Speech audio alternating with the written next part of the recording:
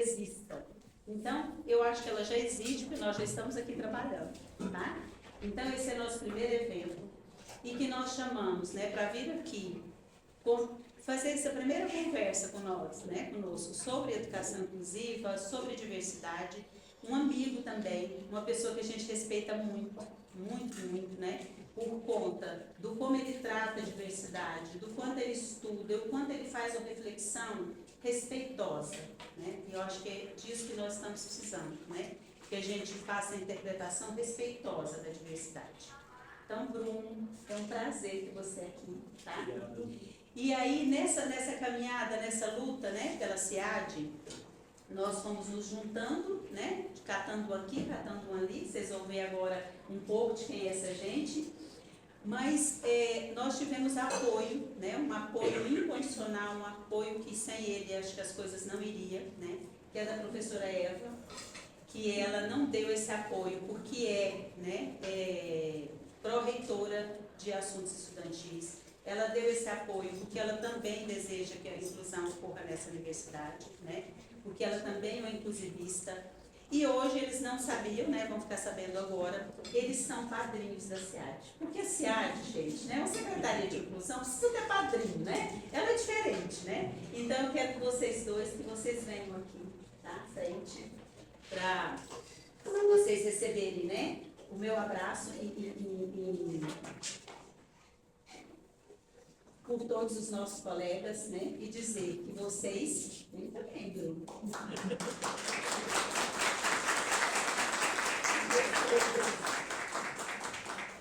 e vocês serão pessoas que nós sempre recorreremos, né, tanto intelectualmente como tecnicamente para que essa secretaria ocorra.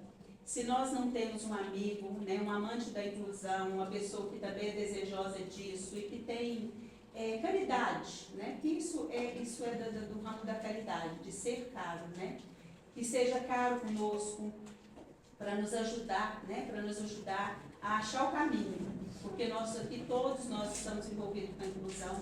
Mas tem hora que a gente não acha um caminho, tem hora que tem alguém lá mais perto de Brasília, tem hora que tem alguém mais amigo de Brasília, né? E que vai nos dar dica e vai dizer, opa, gente, né? Não é por aí, vai por aqui que vai dar mais certo, tá? Então, muito obrigada a vocês dois e vocês hoje, oficialmente, vocês são padrinhos da SEAD. Obrigada. E aí vocês viram aqui, né, que eu vou chamando, né, as outras pessoas todas, vou chamar pelos mais velhos. Tá, então primeiro pode ficar quieto, né? Que a gente vai fazer uma foto oficial com os Se é dos mais velhos, eu vou pra lá. Esse é o professor Vanderlei, né? Que é um companheirão, né? Você não conhece, né? Vou pôr você do lado da professora Eva, Ah, meu Deus. vocês fazerem um passinho. Ah, meu Deus do céu. Né, quero chamar o professor Felipe Macedo. O professor Felipe Macedo já está na CAF, né, já está nessa luta. E ele veio para cá conosco, ele diz, vamos lutar também. Então, a gente está muito feliz com a presença dele, ele fortalece esse grupo, né, porque ele também é uma pessoa que luta, um trabalhador, né, pela inclusão. Vocês já devem conhecer ele de algum lugar, né, de alguma atividade. Então, o Felipe também está aqui.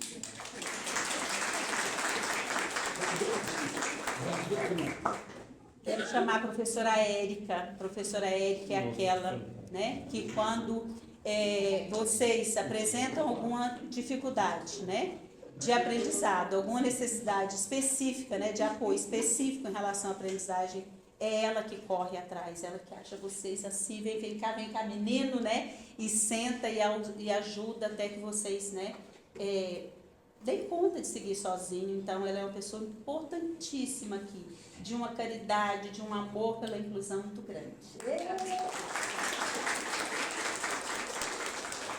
O professor Otávio, que dá voz aos surdos.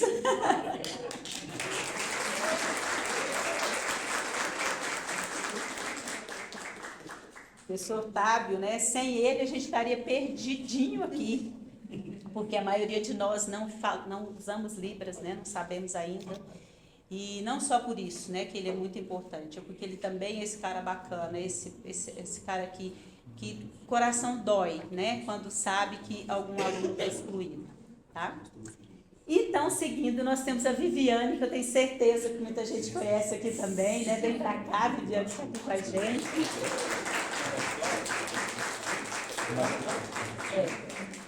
Não, a Macedo Gonçalves, nós.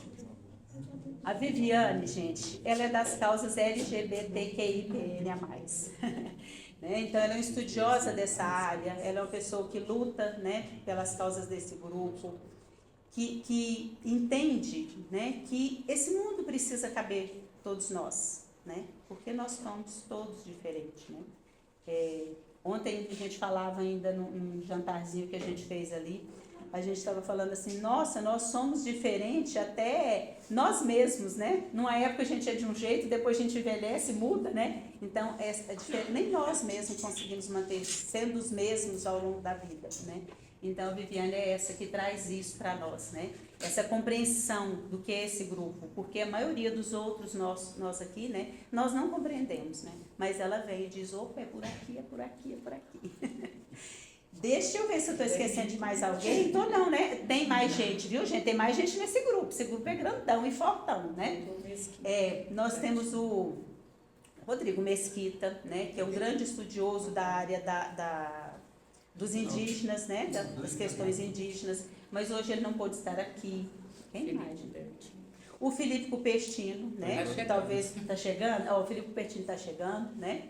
Mas é uma pessoa, né, que tem grande compreensão, né, de estudos, né, e tem também dedicação, né, ama também a inclusão, entende muito dos povos quilombolas, né, então ele vai estar aqui também. Tem eu, a professora Leonor, a professora Leonor, né, eu e o Vanderlei, nós estudamos educação inclusiva, né, mas o Vanderlei vai ficar responsável pelas pessoas com deficiência, né? E aí eu vou para um outro caminho, que é a questão das pessoas encarceradas, né? Das pessoas que estão presas, né? Ou que já terminaram sua pena, ou tiveram diminuição de pena, né? Por algum motivo, e estão querendo estudar na UFJ, estão querendo entrar, né, na sociedade, voltar para a sociedade, né? Então isso é muito importante, né? Nós vemos essas pessoas, né, vulgarmente, né, na sociedade nós as chamamos de os bandidos, né? Mas o bandido pode ser eu, pode ser você amanhã, né? A gente não sabe. Aí vocês estão dizendo, que é isso, professora? Como é que você diz que pode ser eu, pode ser você amanhã, né? Eu nunca vou planejar alguma coisa contra alguém, né? Nem todas as pessoas que estão encarceradas, elas estão lá porque fez um plano de maldade contra outra, né? Muitas estão lá por uma série de coisas que nós nem compreendemos, porque nós estamos tão longe dessa realidade, né? Então, nós precisamos ficar mais perto desse povo, nós precisamos ajudá-los também, né? Então, eu vou ficar mais nessa área, tá bom?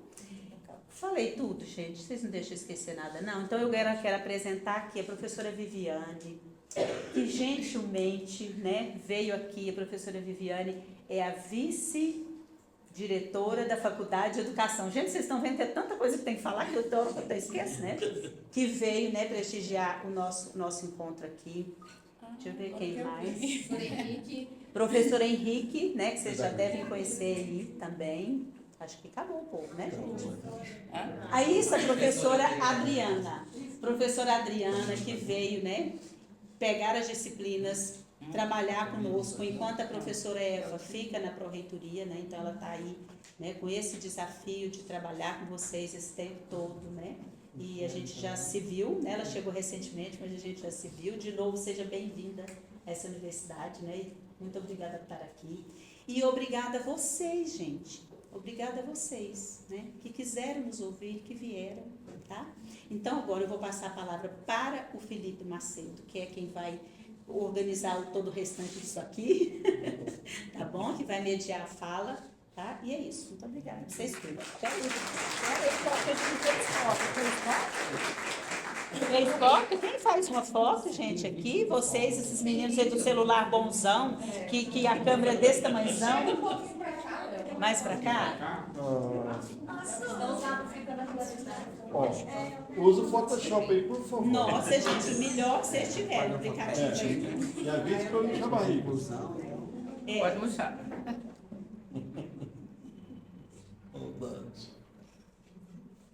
Pronto.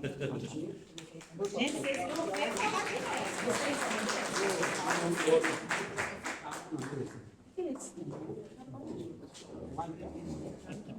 eu vou apagar essa aqui de novo. Vou sentar aí, eu acho.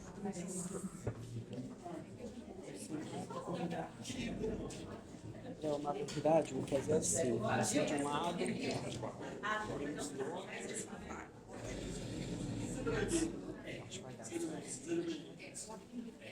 deixa eu só aqui organizar um pouquinho minha...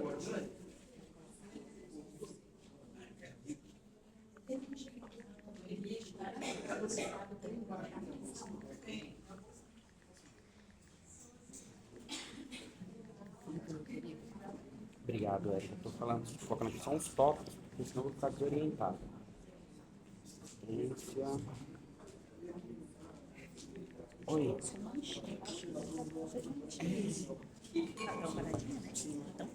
Vou chamar você, Bruno.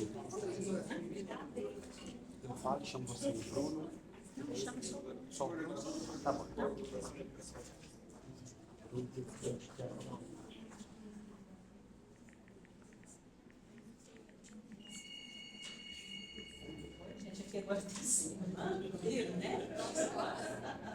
Mas não está na hora do intervalo, né?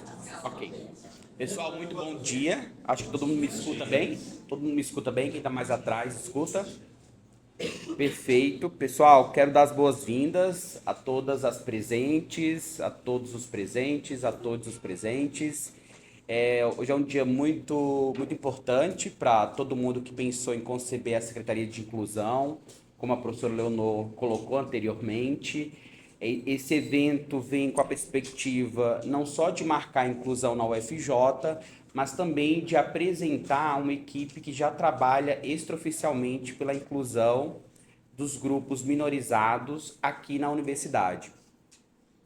Antecedendo a fala do professor Bruno, que será nosso conferencista, eu vou trazer aqui algumas informações que talvez sejam desconhecidas ou que talvez reforce aqueles que já a conhecem. A UFJ atualmente ela não dispõe de uma política de inclusão.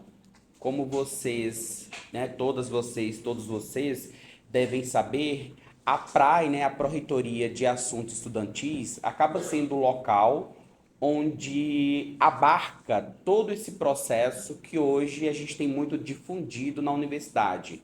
Então a gente tem vários setores espalhados na universidade que promovem um pouco do processo de inclusão, mas por alguma razão eles não conseguem trabalhar de forma intersetorial. Aqui na nossa cultura, enquanto universidade, a gente tem uma certa dificuldade de trabalhar entre setores. É uma dificuldade nossa, mas que a gente percebe isso também em outras instituições, tanto em ensino superior como em outras instituições que oferecem serviço à população. Pensando nisso, e daí foi muito simbólico a fala da professora Leonor em trazer a professora Eva, o professor Bruno como padrinhos desse momento, porque para que a secretaria seja criada, a professora Eva precisou acreditar muito nisso, e dispor de sua equipe, oferecer sua equipe para que ela seja formada a partir de núcleos que já existem na PRAE. É o caso, por exemplo, da Érica, Então a Eva está abrindo mão de um tesouro, de um tesouro da UFJ, de um tesouro da PRAE, para que a Érica seja mais acessível aos outros setores da universidade, que a Érica não esteja mais vinculada à PRAE, para citar um exemplo. No caso da Coordenadoria de Ações Afirmativas, que é a coordenadoria que eu estou à frente atualmente, nós estamos vinculados à reitoria. E a Coordenadoria de Ações Afirmativas, que a gente chama de CAAF, ela tem como missão mediar o processo de inclusão dos grupos minorizados na UFJ. E o que é grupo minorizado? Grupo minorizado não é minoria. São aqueles grupos que, por alguma questão histórico-social, foi apagado historicamente. Então, aí a gente vai pensar em muita gente, né? Poucas pessoas tiveram o privilégio do não apagamento. Então a gente pensa em mulheres, população negra, população LGBT, população periférica, população privada da liberdade, pensando nos LGBT, sobretudo as pessoas trans, né? Desculpa, professora, você acrescentou? Povos originários, indígenas, quilombolas, povos ciganos. Então, tudo aquilo que faz parte dessa minorização social precisa hoje ser repensado. E repensar essa população, né? Repensar a ação afirmativa é a gente pensar que a ação afirmativa ela vai ser um meio para a inclusão. Então, a inclusão, em alguns momentos, né, para alguns teóricos, ela pode ser meio, para alguns teóricos, ela pode ser fim. Da mesma forma, a ação afirmativa, né? A ação afirmativa, quando assumi a CAF, eu sempre vi a ação afirmativa como um meio para a inclusão. Então, é um recurso, é uma tecnologia para que a gente faça as pessoas chegarem na universidade e permanecerem, que é o maior desafio, né? A gente precisa fazer isso por meio de tecnologias, né? E tecnologias, sobretudo, humanas. Então, hoje foram apresentados, como a professora Leonor colocou, nós não temos sede, mas nós temos tecnologia humana. Então, a Secretaria de Inclusão, ela parte da tecnologia humana, né, para os humanos, para aqueles que vão usufruir do serviço. Pensando ainda nisso, pessoal, essa secretaria terá uma missão dificílima, que é de trabalhar de forma intersetorial para a construção da política de inclusão na UFJ. E falar de inclusão é algo absolutamente difícil, porque na maioria das vezes, quando a gente fala em inclusão, a gente está excluindo muita gente. Inclusive, a gente pensa que existem grupos subnotificados no processo de inclusão, né? Eu esqueci, por exemplo, nesse momento da minha fala anteriormente, as pessoas neurodivergentes. Então, as pessoas neurodivergentes, elas também estão hoje nos grupos minorizados, pensando no processo de formação, né? Então, sempre há um cuidado enorme ao falar de inclusão, porque a gente acaba também reforçando o processo de exclusão. Então, por isso que a gente tem um grupo tão diverso, talvez para tentar não deixar ninguém para trás. E ainda assim, às vezes a gente comete esses equívocos, né? E não citei, por exemplo, também as pessoas com deficiência, né? As pessoas com deficiência também fazem parte do grupo minorizado, ou melhor, com deficiências. Não é verdade? A gente sempre pensar no termo no plural, porque a gente tem uma diversidade, inclusive uma diversidade onde a gente sequer consegue pensar em diagnósticos. Nem toda pessoa com deficiência tem diagnóstico. E daí a gente está repensando, pessoal, também, a partir da política de inclusão, as cotas enquanto política afirmativa. Nós temos um programa aqui que vocês devem conhecer, chamado FJ para Todos. O FJ para Todos, eles suplementam uma vaga, melhor dizendo, 2 vagas em cada curso, uma vaga destinada à população indígena, uma vaga destinada à população quilombola. Essas vagas são vagas suplementares, são vagas que foram criadas a mais. Não são vagas que foram tiradas, né, daquilo que a gente chama de ampla concorrência, de universal. Então é sempre importante pensar, a cota ela nunca tira vaga do grupo universal.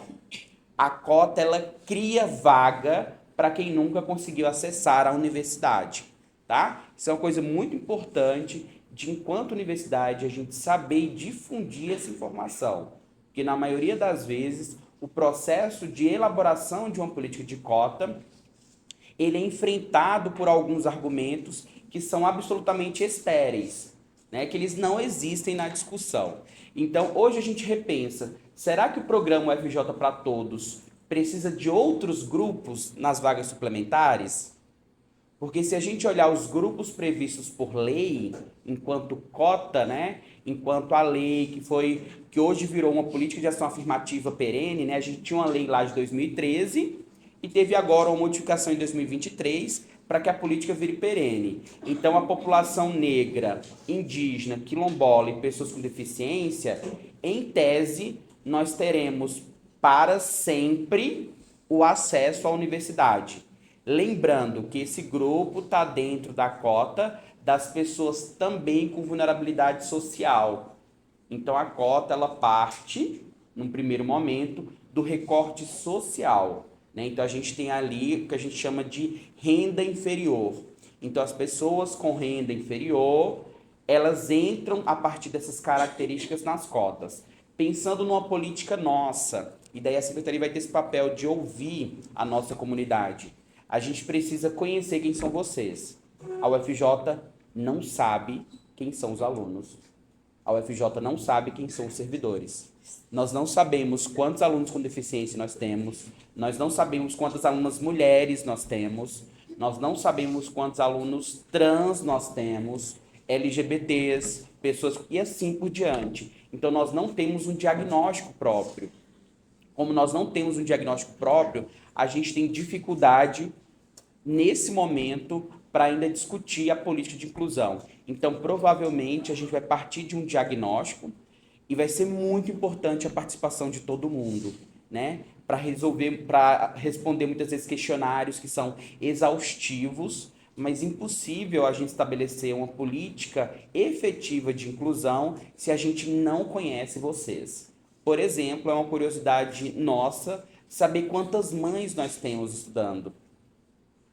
E por que é uma curiosidade nossa? Uma curiosidade não, perdão. Uma questão, né, nossa. Porque a gente precisa pensar na permanência das mães. Enquanto mulher, enquanto mãe, a gente fala que isso está enovelado. Não tem como um momento do seu dia você pensar que você é só mãe e um outro momento do seu dia você é só mulher. Essas características, elas estão enoveladas. Então, para você pensar no novelo é aquilo que é difícil de você desalinhar, não é isso? Então, esse enovelamento, ele pode trazer prejuízos para a permanência das mulheres mães aqui na universidade. Quando eu falo pode trazer, porque a gente não está falando de competência, a gente está falando de questões de apoio, de questões sociais. Tá? Não pensando em competência, não pensando em inteligência ou qualquer coisa do tipo.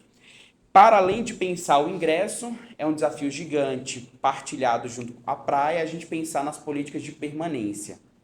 Então, a permanência as políticas de permanência enquanto políticas de ação afirmativa. A gente sabe que para vocês permanecerem aqui por 4, 5 anos, muitas vezes vocês são acometidos por vários intempéries, naquilo que a gente chama de vida pessoal, não é isso? Porque a universidade fala assim, ó, isso aqui é da sua vida privada, isso aqui é da sua vida pessoal. Só que quando você está aqui na universidade, pessoal, se algo fora te atrapalha, deixou de ser só sua vida privada, deixou de ser só sua vida pessoal. Então, por isso que eis a razão da universidade ter um equipamento chamado moradia estudantil. Se a sua vida privada não importasse para a universidade não se preocuparia com moradia estudantil. Concordam? Ela não se preocuparia, pessoal, com auxílio moradia, com auxílio permanência, com a alimentação. Então, a nossa vida privada, ela sim importa. Importa, obviamente, aquilo que é privado e tem interferências aqui na sua permanência. Não aquilo que é do meu fórum íntimo. Aquilo que é da minha intimidade não nos interessa. Mas aquilo que é da sua vida privada e tem impactos aqui, é interessante que a gente consiga entender e tentar viabilizar essa permanência. Então, por isso que hoje, algo que vocês devem ter escutado muito, é a questão da Política Nacional do Cuidado. Então, também é uma discussão que a gente vai ter na Secretaria de Inclusão, é a gente entender como é a vida das alunas e alunos que são responsáveis pelo cuidado integral de alguém. Esse cuidado integral de alguém pode ser um filho, pode ser um pai doente, pode ser uma mãe doente, pode ser um parente. E esse saber que você desenvolve fora da universidade, cuidando de alguém, pode ser muito importante aqui. A universidade também é um local, né, de troca de saberes. A gente fala que a extensão promove isso. Então, hoje a gente tem um processo de curricularização da extensão. Como que a gente consegue aproveitar o seu saber de você mãe, de você cuidadora de um parente idoso, de uma mãe idosa, como que a gente consegue trocar esse saber com você que faz algo que é muito caro para a sociedade? Então, o cuidado externo à universidade ele é muito caro. Se a sua mãe não tivesse acordado cedo para fazer o seu café quando você era criança, você certamente não teria ido à escola.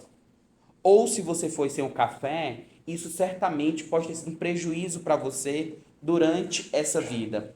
Então, aquilo que a gente não vê é muito caro. E a gente precisa expandir um pouquinho esse olhar para a gente entender como que a gente vai incluir as pessoas, né? Sem deixar ninguém para trás. Então, acho que já falei muito. Quero agora convidar o professor Bruno para dar continuidade, né, à nossa conferência. Eu vou pedir que o professor Bruno se apresente, porque talvez ele goste de trazer informações para além do currículo. Professor Bruno, obrigado. Fique à vontade.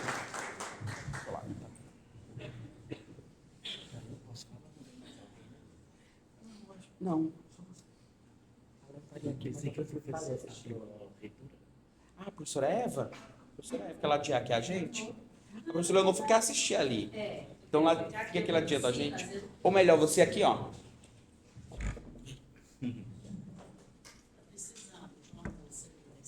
Também acho. Vai ensinar a gente para falar de inclusão, né? Isso. Muito bom. Vou ficar esse primeiro momento para olhar para vocês e agradecer o convite feito pelo professor Vanderlei. E a cada momento que eu escuto cada palavra e a forma como que eles me receberam, eu fico entre a vergonha, a timidez, a alegria, a gratidão. É muito sentimento que passa nas tripas quando eu penso nessa gente. E obrigado ao mistério. O mistério sempre me conduz. E eu fico pensando, por que Deus me quis aqui? E por que tinha que ser você nessa manhã? Uma vez eu escutei um monge budista dizendo que não era por acaso que nós nos encontraríamos. Não era por acaso que o Felipe ia dizer palavras tão inteligentes que me provocou, eu digo, pensava, não preciso dizer mais nada. A palestra já está dada. O conteúdo já está dado. Então, eu agradeço a elegância, professor Vanderlei, do seu convite e a emoção de ser o padrinho desse momento inaugural dessa secretaria. E oxalá tenha todas as bênçãos para que isso frutifique e que vocês todas e todos possam colaborar para que avance esse trabalho tão necessário para a vida das universidades no mundo. E isso é muito novo, isso é muito pioneiro. Não é algo que já existia, que a gente está recriando. Não, é algo atrasado na cultura das universidades. Então eu acho muito bacana. Agradeço a elegância dessa escuta de vocês, tão comportados, tão comportadas. Nem jogaram ainda giz na gente, nem papel. Eu acho tão maravilhoso. Eu fiquei encantado com as professoras ontem, a Leonor e a Eri. Elas são tão bonitas, né? E hoje também eu já conheci o Henrique. Eu falei para ele que o professor Vanderlei tem que explorar mais o Henrique, ele é muito inteligente. Eu acompanhei um pouco, ele não sabe a trajetória dele lá na Unicamp, né? Fazendo doutorado, um amigo em comum contava das pesquisas dele, né? E agora, escutando o Felipe, ele é tão novinho, já fala tanta coisa bacana. Bacana, professora. É tão bom ter a pró-reitora. A secretaria que eu coordeno, o núcleo que eu coordeno, que é semelhante ao que vocês estão criando, está também localizado na Pró-Reitoria de Extensão e de Assuntos Estudantis. Então, é muito próximo, porque toda a nossa causa são os estudantes primeiramente, mas claro, toda a comunidade acadêmica a gente vai pensar, né? Vamos pensar em todo mundo. Isso é importante. Felipe falava algo que é um conceito novo, eu acho, para alguns, mas é da ciência da administração, que são estruturas intersetoriais. Então é muito importante. O núcleo nosso também é intersetorial, porque todas as políticas de inclusão, diversidade tem que ser para toda a universidade. Então não dá só para ser assuntos estudantis. E aí a gente tem uma professora da Pró-Reitoria de Graduação, uma professora da extensão de assuntos estudantis e um da pesquisa. Porque em todos esses lugares nós temos pessoas com necessidades especiais, necessidades específicas, necessidades especializadas, que demandam de nós serviços também especializados. E nesse universo é tão curioso, porque tem conceito novo todo dia. Um dia era portadores de pessoas com deficiência, já não é mais. A gente tem que correr atrás do prejuízo e aprender. Antigamente falava surdo-mudo, não é mais, é só surdo. Então tudo isso faz parte de uma prática, de um conjunto de conhecimentos que nesse trabalho da diversidade e inclusão a gente tem que estar atento. E sobretudo nós do mundo da educação, das ciências todas da educação e a pedagogia, acho que é a ciência mãe, junto aí com a psicologia, com um serviço social que vai capitaneando todo esse trabalho, né? Vai à frente nós, vocês, como existia aqui no interior, né? Abrindo as trincheiras, cortando os matos mais perigosos para que os outros que venham depois de nós possam passar. E eu acho que é muito bom olhar para vocês, ver vocês, uma maioria de mulheres, isso é muito importante, também destacar a presença de vocês mulheres, e o quanto que o jeito, o modo, a elegância da inteligência feminina e feminista pode fazer mudanças e transformações necessárias. Escutava, sempre fica aqui ecoando para mim o meu orientador doutorado, o professor Luiz Melo, que também trabalha nesse campo da inclusão e diversidade, dizendo: o futuro é mulher. Nós tínhamos que ter mais mulheres presidentas. Oxalá o México agora tem uma presidenta, né? Que pena que o Brasil deu um golpe e tirou uma presidenta. Isso é muito ruim para a história, porque é desacreditar todas as mulheres. E isso é desacreditar todo o nosso trabalho, pesquisa científica de alto nível na defesa e no protagonismo das mulheres na ciência. Precisamos de mais mulheres nas universidades, né? Então é muito importante que a gente pense sobre isso. Acho que é isso provocado pelas falas, e agradecer então o professor Vanderlei, professora Érica, professora Leonor pela pizza, pela caipirinha maravilhosos, Felipe pela acolhida, pela fala inteligente, tão ordenada, e as professoras todas aqui da gestão do programa de educação, né? Que bacana ter o testemunho de vocês, essas presenças, porque isso também gera compromisso, elas sabem, né? A gente vir, aceitar, é testemunhar. Portanto, é assumir compromissos com esse trabalho. Seja como causa, seja como campo de estudo e pesquisa. Mas estaremos juntos. Muito obrigado pelo apadrinhamento desse nosso trabalho, que não é iniciar, né? É continuar com uma outra configuração, né? Porque vocês já faziam, e faziam isso de modo tão interessante. Então, eu pensei uma fala com vocês, sempre eu sou exagerado, parecido com o Vanderlei, que diz que também tem dor de barriga, frio nas tripas, quando tem que encontrar um outro público. E aí, se não, quero que Felipe controle o tempo, para não ser demasiado, para não ser deselegante com vocês, porque as suas inteligências merecem ser contempladas. As inteligências de vocês merecem ser respeitadas em falas, pelo menos, se não for inteligente, que sejam falas leves, falas que ajudam e provoquem a gente a estudar mais, a ler mais, a se encantar pela vida, a gostar de viver. Eu acho que isso é o grande paradigma do trabalho da inclusão. Promover conhecimento, trocas de conhecimento, para que as pessoas amem a vida. Num tempo de tanta ideação suicida, de tanta depressão, de tanto medicamento, para poder garantir viver, é muito importante estudar inclusão e diversidade. Porque a gente tem isso, falava com o professor Vanderlei ontem, não é só um trabalho acadêmico, porque sou concursado, sou empregado da universidade, empregado de vocês. É por causa de uma causa. Eu estou nisso como causa. E nós nunca seremos muitos, até nos grandes congressos. vai falar de diversidade e inclusão, não sei se Vanderlei percebe. A gente sempre fica nos espaços de congressos nacionais e fora, nas salas mais afastadas, auditórios menores. A gente está sempre assim na contramão, porque a gente incomoda, certo? E eu não sei se tem aluno aqui com deficiência visual, fui desrespeitoso. Tem aluno com deficiência visual aqui? Não? Então, o professor Vanderlei já me conhece, acho que não precisa eu fazer autodescrição para contemplá-lo, né? Se for necessário, Vanderlei, você briga comigo, tá bom?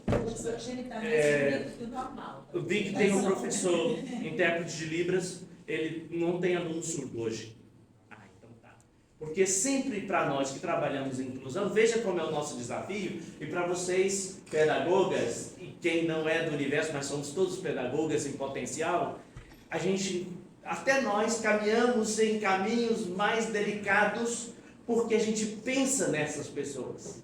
E o Felipe as nomeou, e nomear esses grupos é tirar da invisibilidade, nomeá-las, os grupos minorizados, é tirá-los do apagamento, porque por muitos séculos, todos esses grupos foram esquecidos, inclusive pelas nossas famílias. Eu me lembro, minha comadre Laura, ela era uma pioneira no trabalho de professora de inclusão na educação, no Fundamental 1, que nós falávamos primário antigamente. Ela tinha que ir nas casas, porque um vizinho contava que tinha uma criança com deficiência e que ela não estava na escola porque os pais, a mãe e o pai, as escondiam. Isso o quê? 20 anos atrás. Iam nas casas buscar pessoas com deficiência para promover a inclusão delas. Então isso, para vocês verem, vocês são muito jovens, como é o trabalho da gente, como demanda vocês junto conosco. É um convite, eu acho, essa nossa conversa, esse nosso diálogo, não tanto a pretensão de ser uma conferência mesmo, mas de dizer essas coisas nessa perspectiva de um tio, um irmão mais velho, um avô, sei lá, que eu já tenho idade, para dizer para vocês, era assim, hoje os estudos avançaram nesse aspecto e a gente conta com vocês, mobiliza suas inteligências, porque eu não quero falar só o coraçãozinho, tocar vocês emocionalmente. Eu quero de fato tocar as suas inteligências, para que vocês pensem. Nós, enquanto pedagogos e pedagogas, enquanto gestores e professores da universidade, nós queremos juntar a esses grupos, criar essa nova secretaria e pensar que isso é necessário para a Universidade Federal de Jataí. Isso vai dar um pioneirismo, isso vai dar visibilidade positiva para essa universidade, porque lá na Universidade Estadual onde eu trabalho é assim. Quando o povo quer dar visibilidade positiva, aí chama o pessoal do NIAF, porque fica bem na fita chamar o povo dos deficientes. Tem uma instrumentalização, e a gente sabe que a gente é usado, porque fica bem, todo mundo tem dó. Minha amiga Maria Helena, que é deficiente física, cadeirante, usuária da cadeira de rodas, ela diz que as pessoas dizem assim, nossa, você é tão bonita. Mas ela diz, o que já está por detrás quando a vê saindo da igreja, na cadeira de rodas, e olha aquele rosto lindo, aqueles olhos verde cor de esmeralda. Você é tão bonita, mas é aleijada. Então ela sabe, ela já sente. A expressão e o modo como fala trai. Mas a universidade também comete esses equívocos.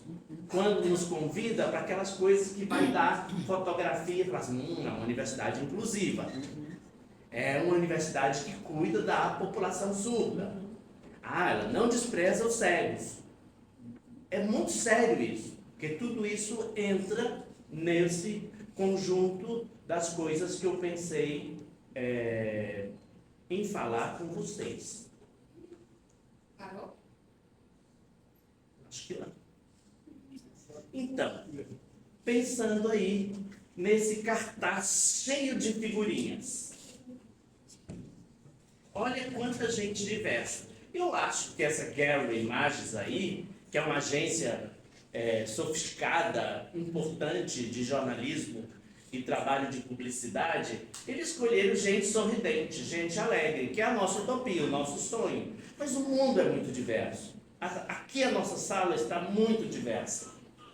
Quantas mulheres e os poucos homens que somos, tão diversos nós somos. Em idade, em formação, em chegada na universidade, em origem de nascimento.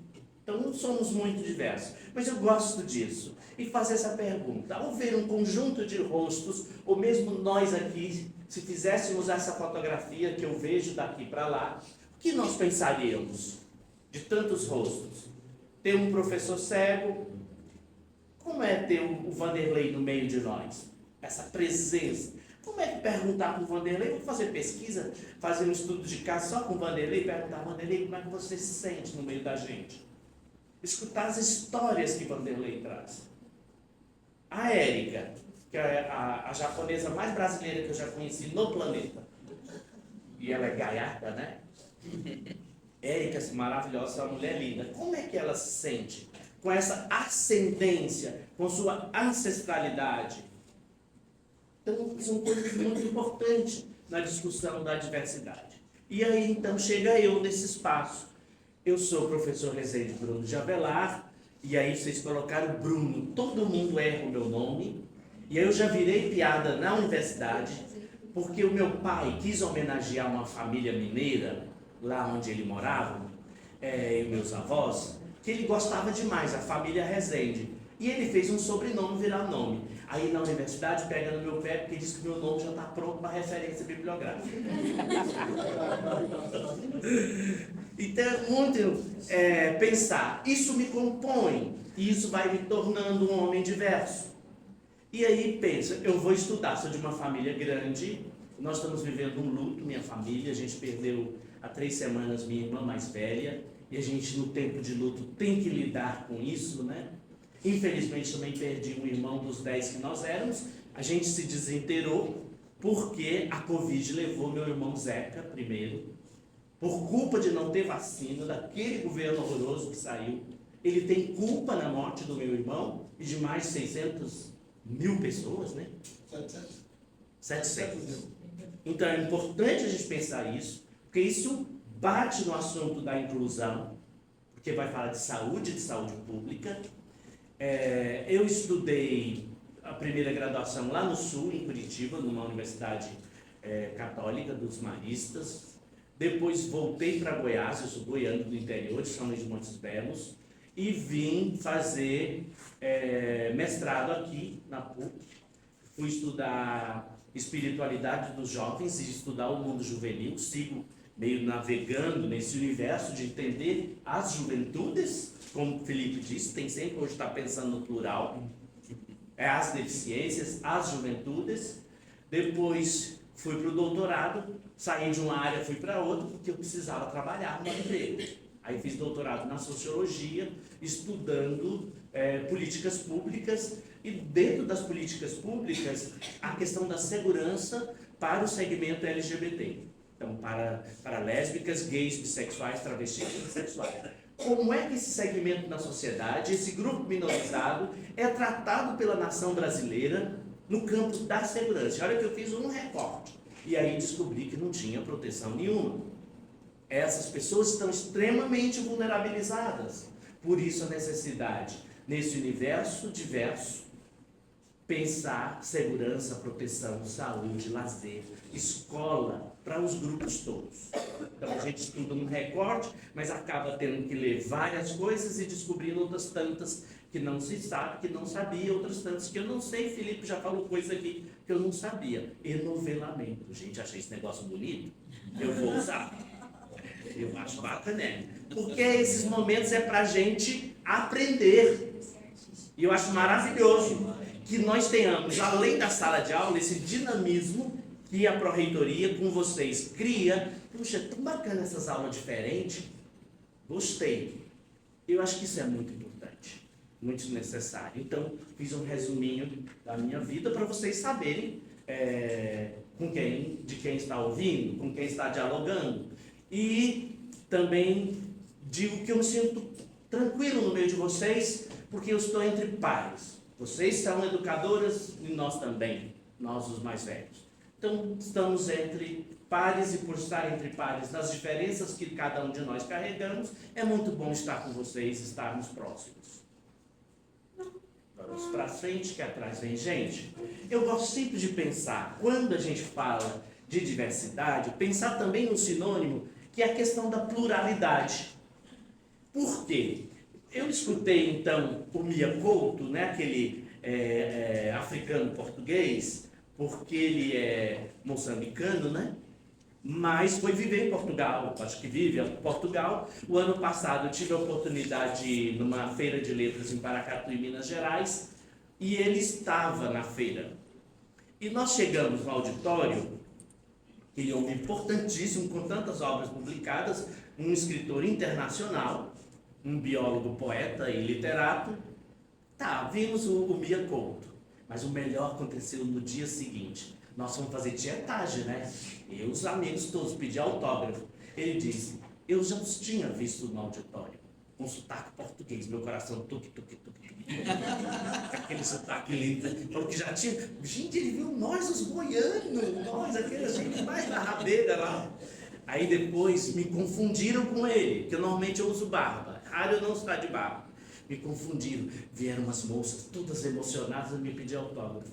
Tadinha, teve que dizer para elas.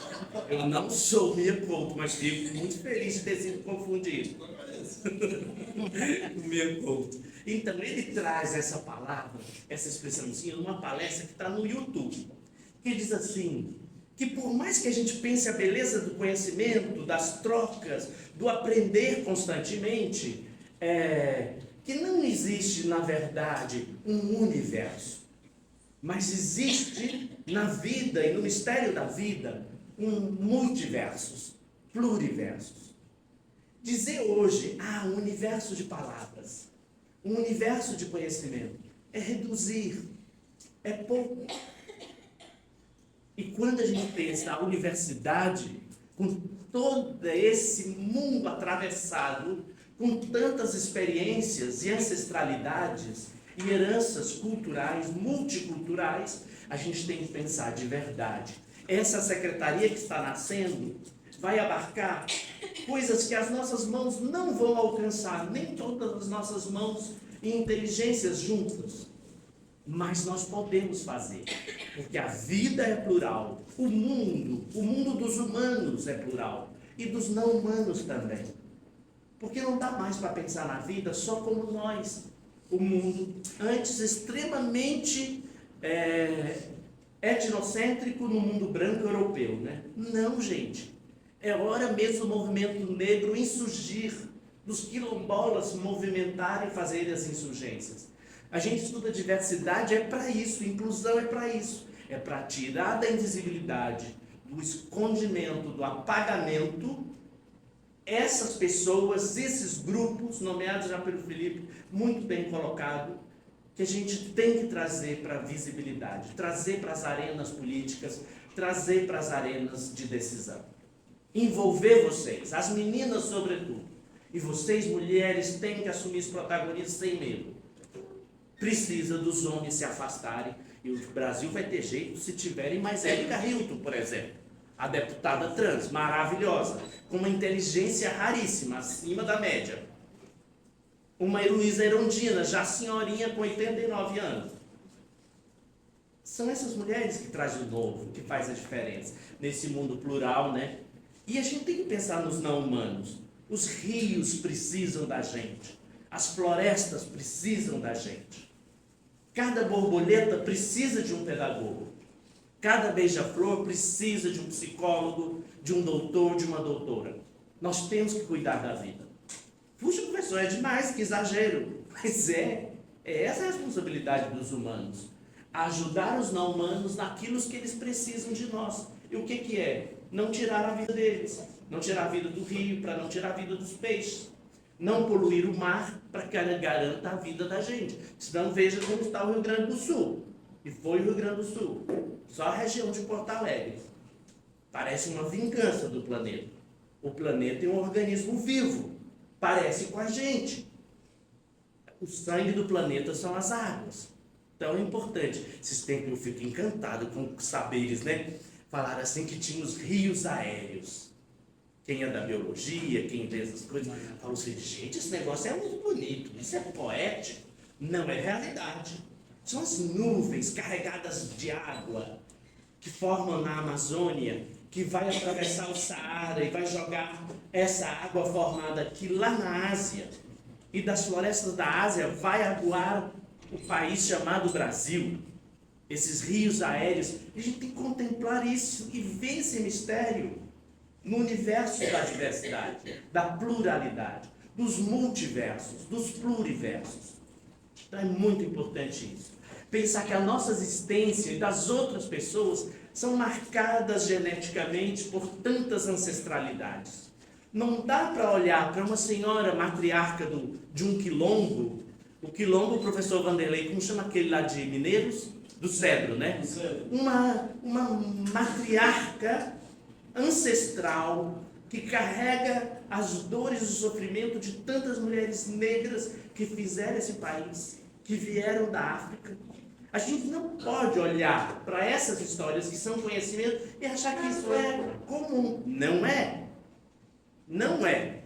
Então, quando eu digo que nós somos marcados ancestralmente, geneticamente, a gente tem que cuidar disso. Cada um aqui, as pessoas perguntam assim, professor, o senhor é bem branco, né? Eu falei, uma amiga minha foi mais ousada, ela chegou a dizer, professor Rezende, o senhor já viu um velhinho de olho azul? Eu falei assim, não. Ela disse, é feio? Bem assim, ela é branca, sabe? Aí é importante a gente... Mas ela disse, você é europeu? Não, menino, goiano vai ter ancestralidade europeia, a gente só nasce, ela da roça. A gente estuda, melhora de vida. Aí é de pensar isso, que nós somos atravessados pelas vidas que encontramos. Por isso que quando eu disse para vocês, olha, nós estamos aqui. E não parece a primeira vez. Nós tínhamos que nos encontrar. E quando eu vejo isso, eu pensava, puxa, nós somos atravessados pelas vidas que encontramos. Eu não serei mais o mesmo quando Leonor me diz, não, nós convidamos a Eva para ser os padrinhos. Nossa, gente, isso é uma responsabilidade. Porque isso atravessou a minha vida e não vai sair mais de mim. E vai comigo para o outro plano. Então, tudo que nós vemos e sentimos, essas narrativas que escutamos, as conversas de ontem à noite, tão carregadas de beleza, de sentido, de alegria, tudo que nós lemos, tudo que nós cantamos, tudo que nós dançamos, e quem não dança, gente, é muito ruim, viu? Tem que dizer para a Érica, né? Gente, ia para Leonor. Leonor contou histórias maravilhosas sobre dançar ontem, viu? Ela dançou com o vendedor de flor. Então, a gente tem que dançar, a gente tem que fazer pintura. Na pedagogia, minhas alunas da pedagogia, a gente conta várias histórias de pedir os alunos para pintar, né? E aí, às vezes, eu peço nos exercícios, vocês, vamos pintar agora uma árvore. Não, professor, eu não sei desenhar. Todo mundo sabe. Nos estudos da educação infantil, do desenvolvimento da criança, a gente não tem aquela primeira fase lá das garatujas, os rabiscos. Uma amiga minha, num desses cursos de formação de professores, a criança fez, lá o filho dela fez um rabisco assim bem gordo, parecendo uma melancia. Ela perguntou, para agradar o filho, aquele diálogo de mãe com o filho, quem é? Você, mamãe. Parecia uma melancia. A mãe entrou quase em depressão. Então, porque essas narrativas que pintamos, o que nós sentimos, saboreamos, tudo isso vai nos compor, mas isso vai nos tornar diferente. É a diversidade. E a gente plastifica isso de tantos modos, nesses encontros, mas também nos desencontros, né? Nos casamentos e namoros que acabam, na religião que a gente deixa e vai para outra, na fé que a gente pede, não vai ter fé em nada, né? Fé de mais, fé de menos, né? Tudo isso é experiência vivida que a gente tem que contar e tem que pensar como isso nos afeta. Vocês olhem o tempo, briga comigo, tá bom? E nessa perspectiva bem professoral, bem didática, eu queria estar escrevendo no quadro. de pensar uma fala que contivesse também os conceitos, por mais que a gente já os conheça. Porque eu fiquei preocupado, sobretudo, porque eu estava num concurso na UFG semana passada, de professores, e era escolher doutores para uma disciplina da pedagogia e sociologia da educação. E era muito tenso a experiência do concurso, e uma das coisas que reprovou naquela banca foi não trazer conceito. Eu fiquei com aquilo na cabeça. Falei, não, então acho bom, mesmo que o pessoal conheça, recuperar alguns conceitos clássicos como diversidade e inclusão, para que a gente faça esse chão que a gente pisa, façamos esse alicerce com essas histórias todas que contei, desse longo preâmbulo, para dizer dessa diversidade, que tem ancora lá na fala do Mia Couto, né, na pequena expressão que ele tem, mas diversidade é variedade, é de pensar nessa perspectiva de grupos diferentes. O Felipe trouxe o conceito do Kabengele Munanga, até onde eu sei, dos estudos da linguística, sobre grupos minorizados ou grupos minoritários, que não são minorias e por longo tempo nos tratavam assim, né? Como minorias, as mulheres, os negros, os pobres, e não somos multidões. Sobretudo, a gente pensar em diferença e pluralidade com um substantivo feminino. Isso é muito importante do ponto de vista da linguística, da linguagem, da nossa língua. É uma palavra feminina, que caracteriza tudo que tem de diverso, que tem multiplicidade de sentidos, de significados. E que isso abarca muita coisa. Mas aí veio um problema. Eu, por causa do Vanderlei tem culpa nisso, me convidou, estava tudo arrumadinho. Mas há poucos meses atrás, eu tenho escutado um burburinho que essa palavra é problemática. Diversidade. Eu vou descobrir o que esse povo, se a professorada do Brasil e fora do Brasil, está dizendo desse conceito. Então, resumindo, está dizendo que esse conceito, isso já está posto aí, eu não vou falar mais disso aí, que eu vou ler, que está dizendo que essa palavra, na verdade, é quase um eufemismo. Que ela mascara ou ela deixa fofinho questões mais sérias e complexas. A gente fala assim, é o público da diversidade. A gente tem políticas públicas e ações afirmativas para contemplar segmentos mais diversos. Então, dois autores, que é a Silvia Duchaski e o Carlos Sclia, ele é um mais conhecido, publica muito sobre estudos sobre multiculturalismo, diversidade, trabalha no Rio Grande do Sul, mas é argentino, é um educador argentino, e ele problematiza isso, falando que esse termo é muito importante, ele não está descartado, nós vamos usá-lo, vamos trabalhar, mas que ele muitas vezes não diz tudo que deveria com a força e intensidade que precisa dizer. Sobretudo quando nós vamos falar de grupos subalternizados, de populações, de segmentos, onde as pessoas seguem sendo invisibilizadas. Por exemplo, dentro das deficiências, quando é que nós conversamos entre nós dos alunos estudantes com nanismo? Quantos alunos ciganos tem na nossa universidade? Isso para falar de grupos um pouquinho mais escondidos. Claro, mas ainda temos dificuldade de trabalhar com pessoas com deficiência visual. O professor Vanderlei perguntava como é que era a chegada dele aqui, né? Tem piso tátil, percebi. Esse prédio deve ter sido adaptado para colocar piso tátil, né? Toda uma marcação para facilitar essa presença das pessoas com deficiência visual junto conosco. Mas que acaba nos ajudando também. Nos localiza, nos coloca com os sentidos mais apurados quando a gente pisa esse lugar. Então, cuidar da superação dessas barreiras, seja as barreiras físicas, mas sobretudo as barreiras atitudinais, no trabalho da inclusão, é fundamental. E quando a gente nomeia essa diversidade cultural, falar de diversidade, a gente está falando dessas outras tantas diversidades, né? Cultural, biológica, ambiental, sexual, étnica, linguística, religiosa. Tudo isso amplia e complexifica os nossos estudos, mas também a nossa sede de conhecer e de saber como nós vamos trabalhar de forma bacana, respeitosa com todos esses grupos.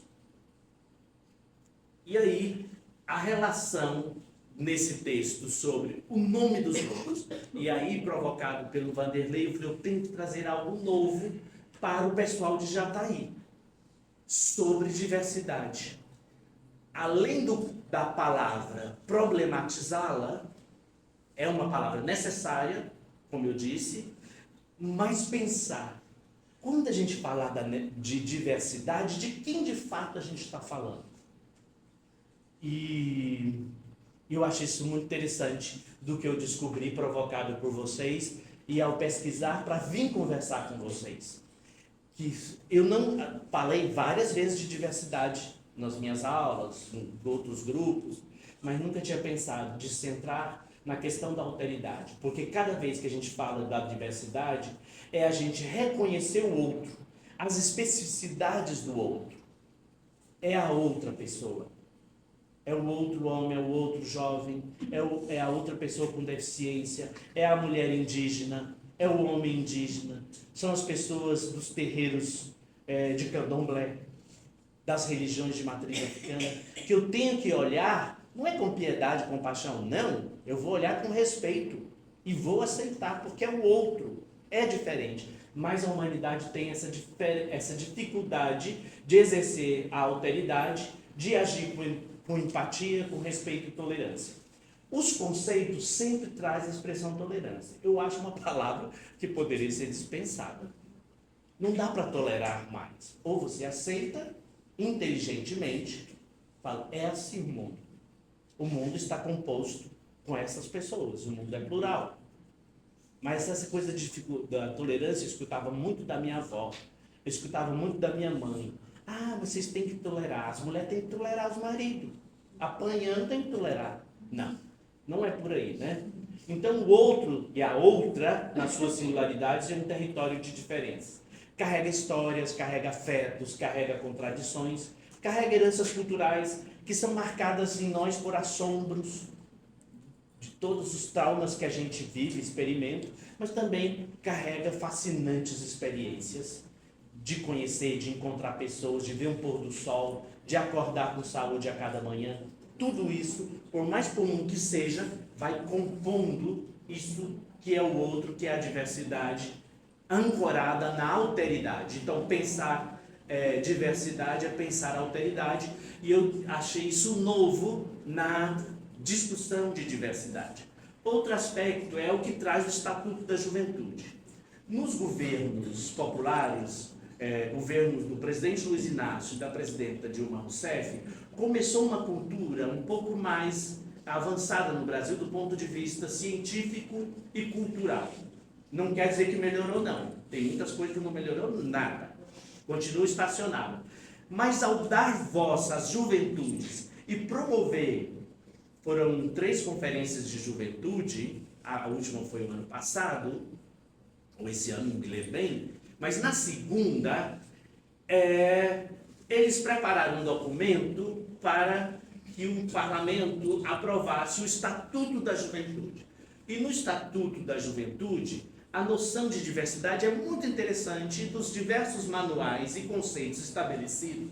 Eu gosto muito disso porque tem um caráter legal, um caráter normativo. E a juventude, vocês, porque vocês são maioria aqui, estão dizendo que o jovem, o estudante da UFJ, tem direito à diversidade, à igualdade de direitos e oportunidades e não será discriminado. Isso é lei, viu, gente? A gente pode acionar quando a polícia fazer uma abordagem indevida com vocês, com a gente. Sobretudo com vocês, porque é para os jovens. Por causa de etnia, raça, cor de pele, cultura, origem, idade, sexo, orientação sexual. A polícia não tem direito de fazer abordagem violenta, ou qualquer de nós professores, com um aluno trans, com aluna trans, com aluno gay, com aluna lésbica. Ou qualquer das diferentes condições da sigla LGBTQIAPN+. Então todos estão ali, têm que ser respeitados. A mesma coisa por causa do idioma, o jovem indígena com sua língua originária. Tem que ser respeitado, se ele quiser cantar na língua dele, falar, nós professores, que temos que correr atrás. Então é muito importante isso. A opinião, deficiência, que é quase que a causa que abre os trabalhos e que nos dá até mais dinheiro para os trabalhos com inclusão, Leonor e Érica, é a questão das deficiências. Deficiência capta dinheiro. Porque a gente tem aliados no Ministério Público. Ministério Público, o Judiciário é muito sensível por causa dos marcos legais, e é onde eles falam, não, para o pessoal então da Associação dos Cegos, ou Associação dos Surdos, a Associação das Famílias das Crianças com Síndrome de Down. Então, esses públicos, esses grupos minorizados, são grupos que têm uma atenção das políticas públicas, mas têm atenção dos políticos. Vereador, prefeito, deputado estadual e federal, olha com uma certa complacência. E isso ajuda. E o artigo 18 é dedicado, nesse Estatuto da Juventude, à ação do poder público para dizer da efetivação do direito à diversidade e à igualdade. Então, eu acho que isso tem esse slide, tem muita informação importante para vocês, professoras e futuras professoras e professores, para ajudar a gente a saber, mas no campo da diversidade, quais são os amparos legais que tem? E, claro, a Constituição Federal, que é de onde vem o Estatuto. O Estatuto é quase uma jurisprudência e interpretação da Constituição que garante esses direitos. E o nosso trabalho, Felipe e demais colegas, vai sempre ser melhor do ponto de vista legal se estiver assegurado nesses marcos, na legislação brasileira. Porque é isso que a gente pode usar de forma respeitosa, mas também de forma consciente e séria, para garantir investimentos para o trabalho, seja aqui na universidade, seja nas ações de extensão, por exemplo, junto com a professora Eva. Porque não tem, embora todo mundo fale, tem uma cultura ruim, agora que eu estou pensando nisso, professora, fala assim, a praia é a prima pobre, não tem essa expressão dos três pilares, né? Não, mas nós podemos ter também os financiamentos próprios e as ações para trabalhar a questão da inclusão, vendo um mundo que é tão diverso, pensando de outra forma, mas respaldados e resguardados pela lei. Então, a questão da diversidade religiosa, que eu trouxe essa questão, sobretudo pensando nos povos de terreiro e as religiões de matriz africana. Quando a gente fala da diversidade, hoje o Brasil está numa tendência teocrática, né? Muito ruim do meu ponto de vista. Vocês podem discordar, gente. Se concordar com tudo, não. Nem concordar com nada. É importante olhar, quando a gente fala da questão da diversidade, a gente olhar o preconceito religioso, o desprezo que muita gente olha para as pessoas de fé nas religiões de matriz africana, às vezes chega à deselegância, ao desprezo e à falta de educação, da gente não respeitar o diferente, o outro, a alteridade religiosa. E aí eu fico pensando, pergunto para vocês, já está aí, vocês têm informação se tem terreiros? Muitos. Mesmo? Macumbeiro é aquela coisa, se abrir a boca tem um macumbeiro. Tem muitos, a gente fez um evento muito legal, em abril, de tolerância religiosa. Nós mapeamos pelo menos 7 terreiros, 7 casas de umbanda e candomblé, foi muito legal. Né? E falo macumbeiro com todo respeito, tá, gente? O macumbeiro é muito bom. Não é pejorativo, não. Tá? Sim. E é interessante, meus alunos, vou falar uma coisa científica para vocês. Meus alunos ficam assustados, porque eu tenho muitos alunos evangélicos. Trabalho numa cidade da Grande Goiânia, que é Senador Canedo, onde tem um campus da Universidade Estadual. E aí, logo nas primeiras conversas, apresentação, eu faço uma longa apresentação no primeiro dia de aula, para conhecer os alunos. Deixa eu perguntar, quem aqui já morou na roça? Levanta a mão, a maioria já morou. Quem não morou, tem um pé lá na roça, nas suas origens ancestrais. E isso é importante, saber a identidade na diversidade de onde nós viemos. E não é ter vergonha. Aí pergunto, quem é católico? Quem é espírita? Aí os de matriz africana têm vergonha. Ou então os católicos que vai nos dois lugares, que é espírita também, né? Transita. gosta, né? Ou então o evangélico, minhas primas da Assembleia de Deus, elas adoram ir numa ledora de cartas, famosa na cidade. Vamos ler a vida nos baralhos. Elas só contam pra mim. Falam assim, não, o primo Rezende, ele é aberto, né? Cabeça aberta. Para ele a gente conta, mas se a minha mãe descobrir, nós estamos lascados. Aí a minha mãe dizia para elas assim, olha, quando chegar no céu, passa um videoclipe da vida da gente. Tia, pelo amor de Deus, não fale isso não, que eu beijei o filho do pastor lá atrás da igreja. Então, a gente brincava com elas, mas elas vieram falar comigo sobre essa questão do candomblé e da Umbanda. Aí eu disse para ela, Raquel, é assim, assim. Só que para eles não existe capeta.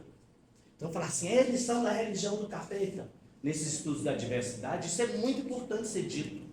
Eu falei, Raquel, pelos estudos que a gente já tem, que eu fiz mestrado nas ciências da religião, não existe demônio, capeta, nas religiões de matriz africana. Capeta, demônio, qualquer outro nome que se dê, é invenção das religiões monoteístas. É do judaísmo, é do cristianismo e é do islamismo. Mas quem mais gosta do capeta são os cristãos. Porque fala todo dia nele, invoca ele. Então é muito sério. Isso faz parte do quê? Do conhecimento. Da gente tratar o outro, a alteridade, que é respeitar a singularidade, a individualidade do outro, na sua religião. Nessa questão da diversidade religiosa que tem estado tão presente nas demandas de reconhecimento da alteridade da juventude. Então é muito importante a gente ter cuidado, respeito e saber, não, isso é nosso, é da nossa cultura. Eu sou cristão, não sei. Teologicamente a gente tem essa figura, mas não é uma figura deles, da cosmologia religiosa dessas outras religiões, né? Então é importante a gente olhar isso, sobretudo quando a gente vai falar com jovens de diversidade, de diferentes orientações sexuais. Porque esses são os grupos que são mais condenados usando a religião. Então, é deselegante uma professora já condenar uma criança mais afeminada, que está ali no terceiro, quarto ano do Fundamental 1, pelo modo dela. Você vê que essa criança ela é atravessada por trejeitos, por um outro modo de ser, seja uma menina que tem modos masculinos, seja um menino com traços e modos femininos. Então, essas misturas são constitutivas da alteridade da criança. Então, é muito sério e é necessário que as nossas inteligências descubram como é acolher essa diferença e trabalhá-la enquanto pedagogas e pedagogas, enquanto professores. É necessário a gente conversar sobre isso, tanto numa perspectiva mais complexa, mais fundamentada, com os termos corretos, os conceitos dos últimos estudos, mas também na perspectiva do afeto mesmo, de colocar no colo, de ajudar, de acompanhar, de conversar com a mãe. Imagina o desafio para uma mãe que tem um filho com síndrome de Down e esse menino é gay, e tem síndrome de Down. Ou os meus alunos gays que são surdos. Eles já compuseram um grupo deles, porque eles já sabem que eles são deixados de lado por questão da oralidade da fala nossa da língua portuguesa. Nós não falamos Libras, eu não falo, eles já se juntam. Mas além disso, de serem surdos, da identidade deles, eles são gays. Para poder sobreviver, constituir um grupo. Estão juntos, conversam, riem, falam das suas coisas, dos seus afetos. Então, é a presença na universidade desses grupos próximos de nós.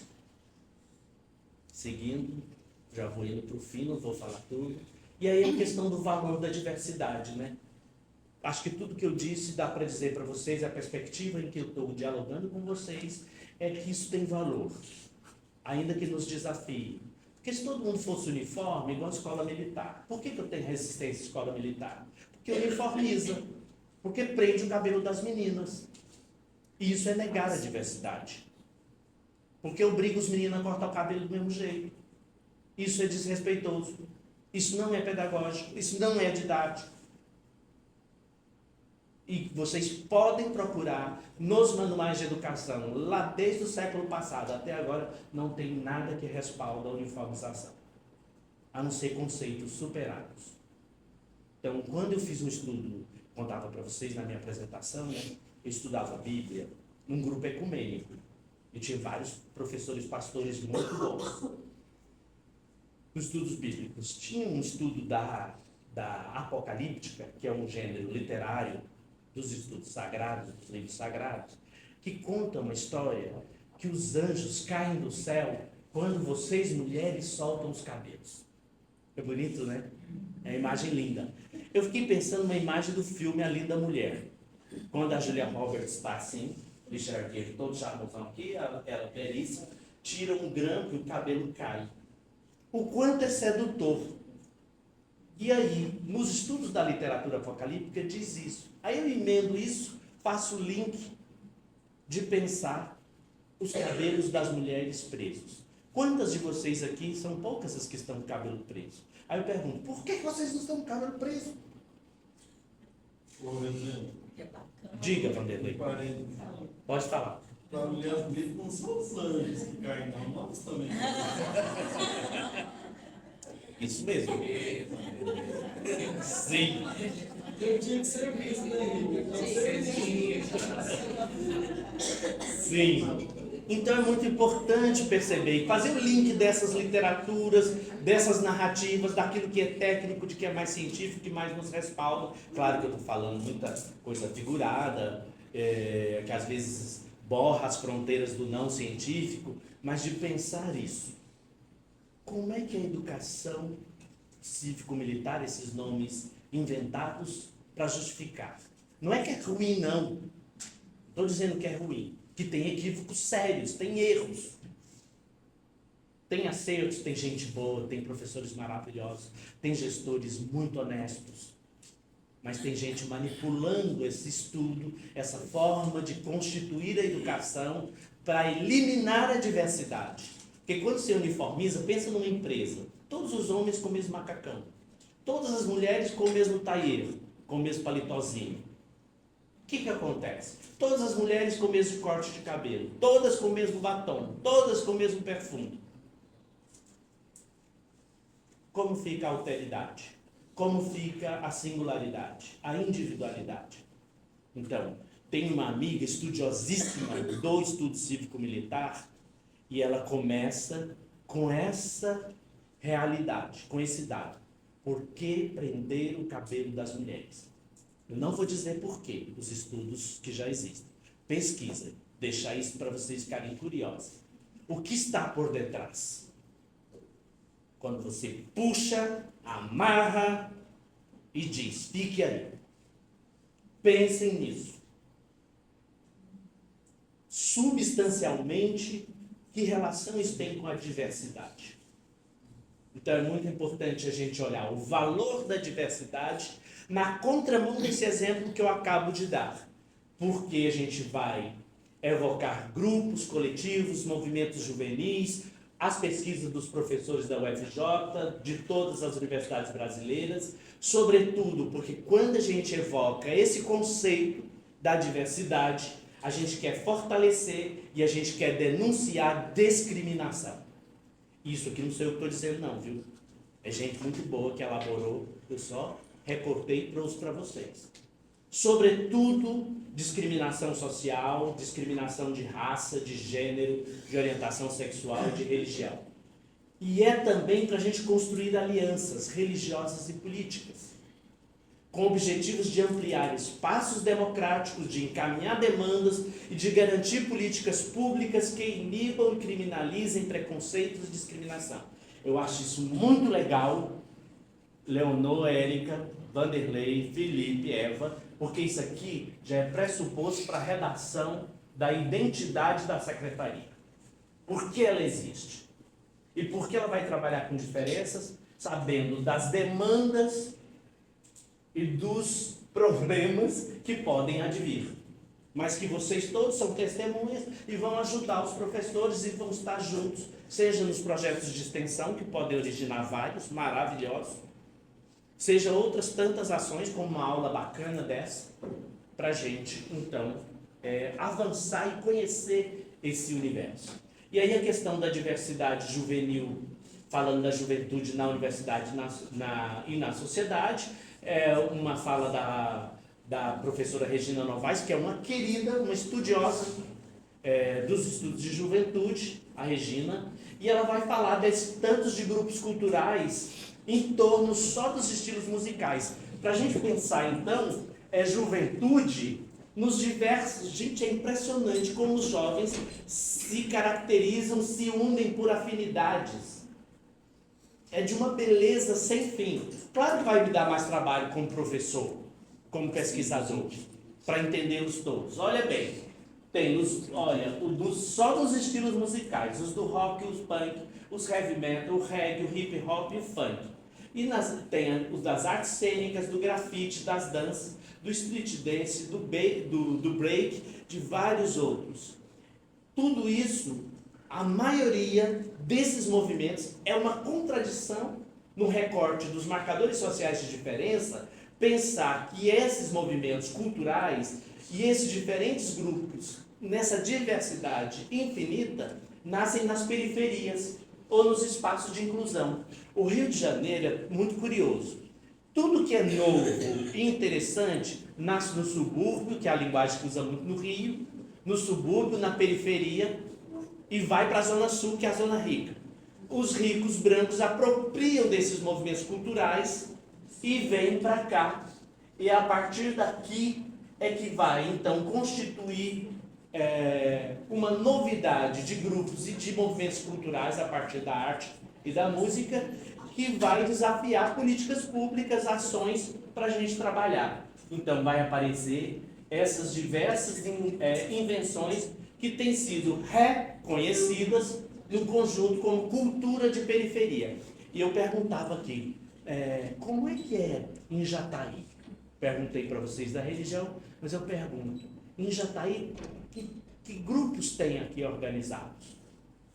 Que tipos de jovens tem a universidade? Tem alunos trans, alunas trans nessa universidade? Tem professor gay? Tem professora lésbica? Porque o povo antes tratava assim, não, os gays são só os alunos, professor não é gay não.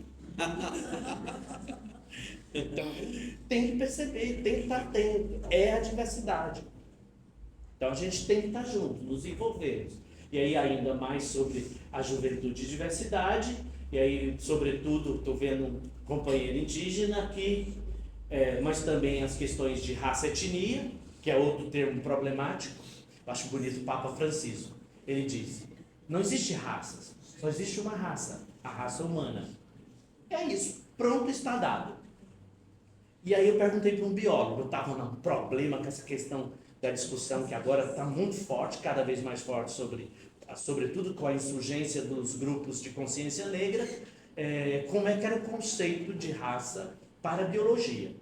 Aí vocês que estudam mais sabem coisas que eu não sei, professores também. Aí um professor biólogo disse, e professor, esse conceito de raça, nós, na minha corrente da biologia, já não trabalhamos há tempos. A gente trabalha com categoria espécie. Raça a gente não trabalha mais. Então, para vocês verem que o estudo demanda atualização constante. As palavras têm poder. Na universidade, os professores aqui sabem tanto que elas são alvos de disputa entre nós, determinadas categorias, das diferentes ciências, mas é muito sério, porque se a gente não corre atrás, não aprende, não faz uma palestra, não vai num seminário, num congresso, e não lê, a gente não atualiza. Porque o professor Vanderlei fica escrevendo. Ele foi lá para uma banca junto comigo, levou todos os comentários em braille, mata a gente de vergonha, porque ele vê coisas que a gente não vê. É muito interessante perceber isso.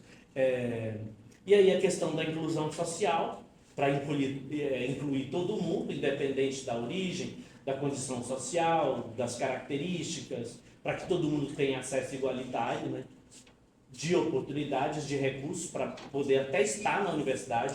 Eu acho que isso é muito importante para nós que estamos nas pró-reitorias, nas PRAs, de extensão e de assuntos estudantis, pensar essa dimensão da inclusão social. inclusão, sobretudo, dos e das diferenças, aí nessa imagem, né? O usuário de cadeira de rodas e uma muçulmana conversando, quando é mais jovens, e não tem, tá todo mundo até emblemático, porque todo mundo no mesmo nível, não tem ninguém no palco, nem numa mesa, é uma roda, é uma figura significativa, e quem está de pé é a jovem muçulmana. Então isso tem muito significado do ponto de vista de entender quem é que tem poder, quem é que fala, quem tem direito de fala, é muito emblemático. E aí eu acho que eu vou terminar por aqui, não vou dizer das outras, ou lá no finalzinho, apresentar algumas possibilidades de ação, né? Então, apesar de estar relacionada à questão da diversidade e da inclusão, elas possuem significados diferentes. A primeira está ligada à construção de ambientes plurais, em que há espaço para todos os perfis profissionais, e já a segunda, a inclusão, diz respeito às medidas práticas que permitem efetivamente a mudança da cultura das instituições. Então, isso aqui diz muito para a nova secretaria, diz para nós enquanto universidade. Quando falamos em inclusão, precisamos ter consciência de que ela está associada à mudança de mentalidade e à adoção de comportamentos baseados em uma cultura de direitos humanos. E é importante não recortar a categoria direitos humanos nesse momento, e já para ir concluindo, que foi a luta dos grupos e dos estudos sobre direitos humanos, e claro, e aí aliado da gente são as ciências jurídicas, que desencadeou tudo isso que a gente está falando. Foi por causa dos direitos humanos. Então, lá em 1948, quando é criada a Organização das Nações Unidas, quando é instituída e lançada a Carta Magna da ONU, começa a se discutir a inclusão de quem é diferente. E trazer para o centro, tirar das margens, todo mundo que era pessoa com deficiência primeiro. E foi muito, mas é totalmente graças às mulheres que começou tudo. Sobretudo as mulheres feministas. A partir da Declaração dos Direitos Humanos, as mulheres enfrentaram, teve mulheres que morreram literalmente por causa dessa luta, de combater o patriarcado, o machismo e defender tudo isso que a gente conversou até agora. O pioneirismo, a vanguarda das mulheres, de vocês mulheres, de muitas mães que mesmo anônimas nunca vieram à universidade, garantiram que a gente estivesse aqui hoje. Então, mães da gente, nossas mães, e garantiram isso. E onde tem a raiz são os direitos humanos. Então, eu acho importante trazer isso no final. Eu acho que trazer só alguma coisa na perspectiva proativa, falando da inclusão na universidade, mas aí eu pensei isso. É responsabilidade do Estado brasileiro, da Universidade Federal de Jataí. Olha tudo que eu sou presunçoso, né? Mandando no recado para vocês. É então responsabilidade desse campus, da comunidade escolar, da sociedade, assegurar a educação de qualidade a todas e todos, a todos. A pessoas com deficiências, a negras e negros, aos pobres, às lésbicas, aos gays, aos bissexuais, às travestis e às transexuais, aos refugiados e aos outros, colocando-os a salvo de toda forma de violência, de toda forma de negligência, de discriminação e de preconceito. E aí um professor nosso vizinho da Universidade Federal de Goiás, o professor João, vai dizer: para que seja possível enfrentar os desafios da inclusão no ensino superior, é necessário que ocorra a revisão dos conceitos didáticos. É preciso compreender as diferenças e necessidades singulares de cada estudante para que possa ter compreensão real do que está sendo estudado. O que se propõe é a percepção das características peculiares de cada discente e, a partir desse contexto, elaborar práticas pedagógicas que favoreçam a aprendizagem de todos. Todo mundo aprende. Todo mundo aprende. O advento, por exemplo, das crianças e jovens autistas, cada vez mais, e o diagnósticos mais rigorosos, mais acertados, inclusive em adultos, que só agora estão descobrindo que são autistas, isso tem ajudado a gente a pensar práticas pedagógicas que favoreçam para que todos aprendam. Todo mundo aprende. uma coisinha ou outra, menos ou mais, todos aprendem. Muito obrigado.